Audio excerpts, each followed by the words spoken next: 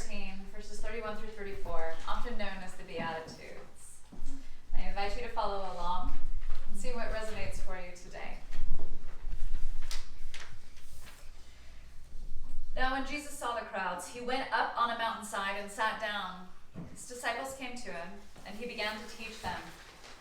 He said, "Blessed are the poor in spirit, for theirs is the kingdom of heaven. Blessed are those who mourn, for they will be comforted. Blessed are the meek, for they will inherit the earth. Blessed are those who hunger and thirst for righteousness, for they will be filled. Blessed are the merciful, for they will be shown mercy. Blessed are the pure in heart, for they will see God. Blessed are the peacemakers, for they will be called children of God. Blessed are those who are persecuted because of righteousness, for theirs is the kingdom of heaven. Blessed are you when people insult you, persecute you, and falsely say all kinds of evil against you because of me. Rejoice and be glad, because great is your reward in heaven. For in the same way they persecuted the prophets who were before you." Thus ends our inspired reading this morning. Amen. Amen. This morning we have the gift and the offering of hearing Diane speak this morning. We try once a month to have a membership Sunday, because who wants to hear me every single week, right? No. I leave it to you all to actually answer that kindly. But we'd like to hear a variety of voices, and my goodness, I would be remiss to think that you all don't have a plethora of experiences and how God and the Gospels have worked in your life. So Diane, thank you so very much. Thank you, Reverend Sarah. I'm going to sit with my wife. Okay, yeah. Those of you who are here for the first time, I apologize in advance. I am not Reverend Sarah. I don't look like her, I don't talk like her, and I am not a theologian. So, those are the things. In researching this hefty area of living, it was tough. There is so much out there about losing, loss, and grieving. So it's a pretty heavy subject, because we've all lost and we all grieve. And there are a number of things that we lose that sometimes we don't realize that we actually grieve. So I'm going to go into that a little bit deeper later. I want to share my own personal story, a little bit of it anyway, which kind of takes me on this journey to figure out grieving. That can't be done, just to let you know. Recently as March, and prior to that, my husband has had declining health for many years, actually. And the last year had been very, very difficult, and through circumstances that happened when he was in the nursing home, his health declined to a rate in which he passed. He passed on March the 10th. So we had a lot of losses to grieve prior to that, which was more and more of his independence and more of mine. So you don't like to put yourself in that kind of box of that this is affecting me as much as it's affecting you. And those are losses that you also grieve. The loss of time, the loss of freedom, and those kinds of things. I was alone with my husband when he passed away. That was a blessing and a curse. But I dug down as deep as I could to find as much peace as I possibly could under those circumstances. So in my own personal quest for kind of figuring out grief, there's all that like guilt, am I not grieving enough? Am I not doing what is socially acceptable. And I'm old enough to understand that we all grieve in many, many different ways and in our own time. And it doesn't just end tomorrow. It doesn't end next week. And there are going to be times that it overwhelms you and sucks you right back in. I have found, like I said, many, many books that have helped me. A Time to Mourn, A Time to Dance, that's helped for losses in your life. How to Go On Living When Someone You Love Dies is a popular book as well, and was very helpful to me. I'm going to read a few things for you. Yes, I had twice this and said, okay, enough is enough. One of the things I found in the research was that the Psalms are very helpful, very comforting. And that's what I'm looking for all of us, is that comfort of knowing that we have that divine power to help us through these things. We have friends, we have church people, we have, family members, all those kind of things. Some of us like to mourn silently and not share the details, and some of us have to talk and have to talk and have to talk. So those were things. Grief, I've learned, is really just love. It's all the love you want to give but cannot. All of that unspent love gathers up in the corners of your eyes and the lump in your throat, and it's that hollow part of your chest. Grief is just love with no place to go. Right. Amen. Matthew 7:7-8. Ask and it shall be given you. Seek and ye shall find. Knock and it shall be opened unto you. For everyone that asketh receiveth, and he that seeketh findeth, and to him that knocketh it shall be opened. What does that mean to you guys? How does that resonate? Read it again. Yeah. Ask and it shall be given to you. Seek and ye shall find. Knock and it shall be opened unto you. For everyone that asketh receiveth, and he that seeketh findeth, and to him that knocketh it shall be opened. I think you have to reach out. Not to sit in silence and grieve by yourself. Mm-hmm.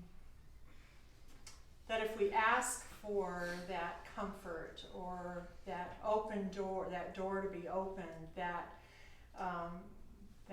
little lift, and the thing that I learned the most from my friends here was to be humble and to learn to ask, when you are going through these hard times. I'm going to read a little bit from A Time to Mourn and A Time to Dance. I got a lot out of this, actually. I'm just going to read some excerpts from it.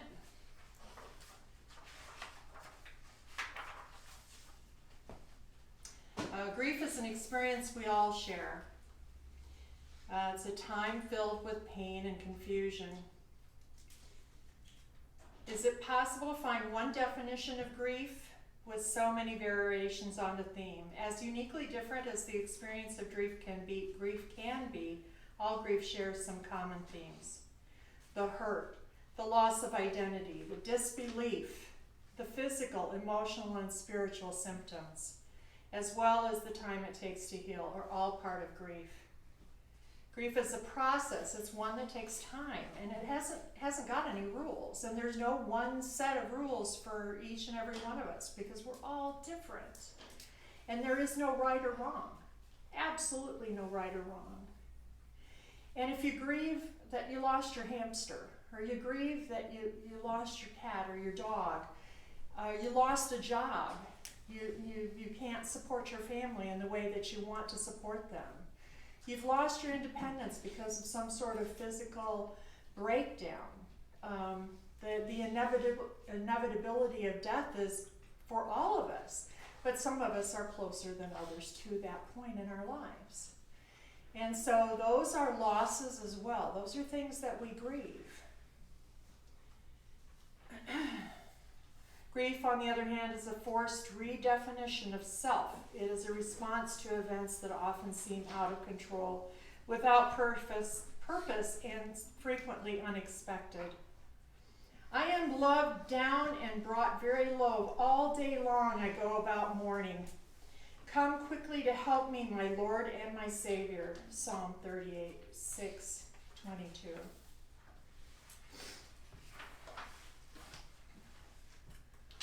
Sorry. Saying goodbye is often one of the most difficult parts of grieving. I remember holding my cat and one of my animals, many animals. I'm 71, so I've had a couple that I've had to take to the vet. And literally sobbing the whole time that it's happening, because a pet is part of our family and our soul. So, saying goodbye, shaping the way we choose to say it at the time of death, divorce, unemployment, or other important loss can actually become a helpful way to cope with grief. Thus, in the case of a death where there is actually a funeral, becomes a way for everyone to recognize that death has occurred, to express their faith and hope in the resurrection and celebrate the life of the one who's died. I did not know how hard it would be to say goodbye. Yet it was harder still when I refused to say it. And that was a grieving widow said that.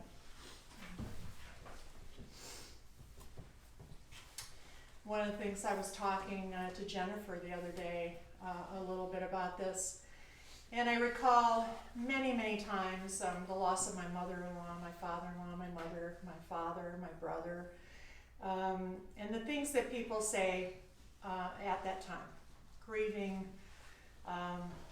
family members, church members, friends, and sometimes they don't say the right things. They really don't. And, and it's because they don't know what the heck to say, really. They know that their heart is just bursting for you. And, he, she is in a better place. That fur baby is with the other fur babies. Gee, you're lucky your child wasn't older when they, it just is, thank God it wasn't your real child, it was your adopted child, there are things that people say that really border on kind of cruel. And, but as Jennifer and I talked, we don't have to, but I think it's a good idea to try to forgive. Because they're coming from a place in their hearts that wants to be supportive of you and wants to show you that they care. So if we can show them the same grace that we would hope that they would give us, I think that would be wonderful. Yeah. Yes? And if I can add, if anyone is possibly curious, well, what do you say during that? Something that I have found beneficial is just to say, I don't know what to say, but I'm here when you need me. Yeah, the thing I generally say is I absolutely have no words. My love, my heart is with you, because I don't have any words. How do you comfort somebody with words when they're going through this? Yes, Jennifer. And I think too, it's also just to be there to listen, and so allowing that person just to, because sometimes everyone needs to open up and unload their Sure. what they're going through, and it helps them regardless of whether they like to grieve alone or they like to grieve with people. And if they feel comfortable enough to open up, I think that's to not tell them how to grieve, but to just be like a shoulder to lean on. Sure. And to, in a way, with maybe not even saying it, it's going to be okay. Like, Right. Those people will have the support from myself or whoever they're open Right. up to. Absolutely, Which and that's, is very and important. again, you don't know, I mean, I know even as a parent, you know, I had a hamster, I love that hamster to death, almost, right? And it was really stupid, we moved to Kansas, and there was this big bunny hatch out in the backyard, right? So, I'm like, oh, that's an awesome place for my hamster, right? So mom's like, yeah, I think that'll work, you know, put some hay in there, whatever. Yeah, wasn't a good idea. Got cold at night, hamster wasn't used to it. Yeah, I was devastated. I mean, absolutely devastated. I think if my parent had said, oh, it's only a hamster, or, you know, you can't diminish someone else's grief. I have a friend that's got cats, and she still mourns a cat that she lost 7 years ago. I don't want to diminish that. I don't want to say, what, you're nuts, you know? So, anyway. Just a couple more things, and I'll, Hey Diane, I was Yes. gonna add, yeah. in the grief world, Mm-hmm. there are levels. So Oh, there's sure. somebody that is grieving, and I think too, in the same hand, that you don't wanna offend somebody that's grieving. I think the people that are grieving can offend other people Oh. because they're saying, well, you know, I lost my child, that's the greatest loss, and then there becomes this argument of who's grieving more. Right. And you know, my loss was never to the same caliber as my parents' loss for my brother, so it never allowed me to grieve around them properly, if you will. Sure. So I think there's also needs to be the grace there too, that, you know, that's how they're gonna feel, and you love them anyways. Right, and sometimes you're so full of your own grief that Yeah. even as a parent and losing a son or a daughter, that you maybe at that time are not able to pull your other children in a way that's comforting. Yes, Tony? And I think there's another part of that too, is the people that are going through the grieving, who are experiencing it. Some go through anger. There's a lot of different stages that they're going through because they don't know how to feel. They're mad, and then they're left with all of this stuff, and it just builds. Mhm. And then till they can see that even though you can offer, say, let's, you know, maybe you should go to a group and talk about it and stuff, and they're like, no, you know, that's not what they want. You gotta let them work through it, you know, and just be there as support. Right, absolutely. It's a very good point. Very good. Oops. I'll pick it up later. One of the things too, as you're grieving, that you should be mindful of, in a lot of the research that I did, not basically on a spiritual level or anything, but is to guard against grieving in a very destructive way. So sometimes if we allow the anger to become too much, we don't find alternatives. We don't look for God's grace in this equation to help us through.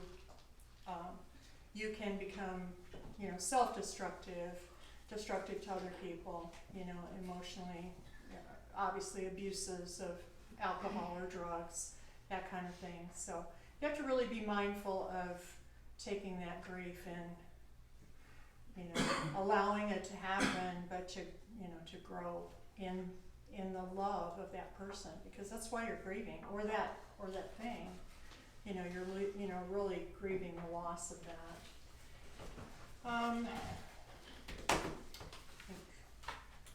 See if I can find one other thing.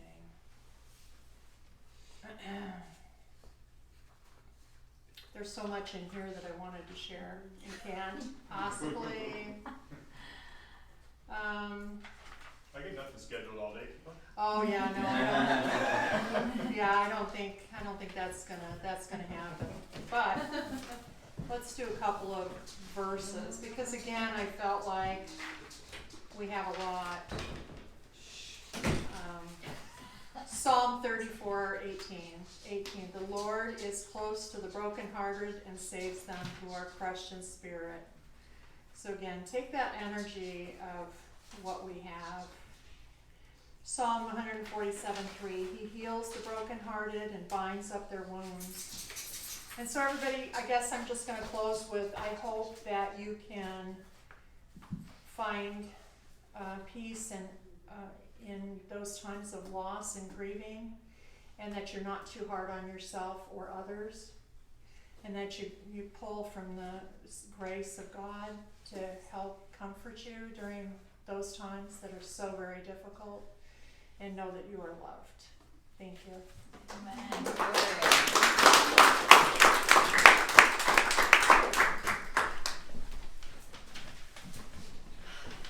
Diane, thank you so very much for that Thank you. gift today.